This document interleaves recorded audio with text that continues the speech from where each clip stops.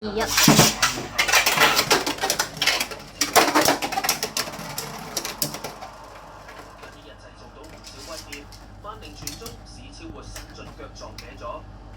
33歲嘅德國少隊艾基特，舊年11月執掌修咸頓瑞恩之後，帶隊有3-1。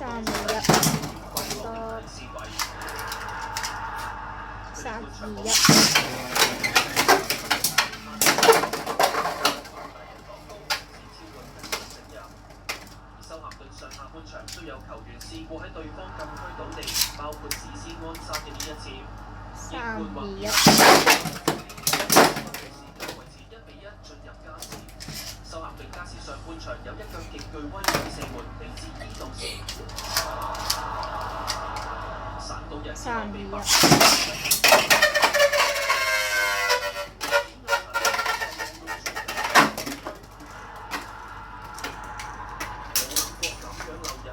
米杜士補中堅費利預判失誤漏頂，百麗人同樣預判出錯，致勝一球就咁誕生。修咸頓憑住116分鐘入波，戲劇性反勝2-1。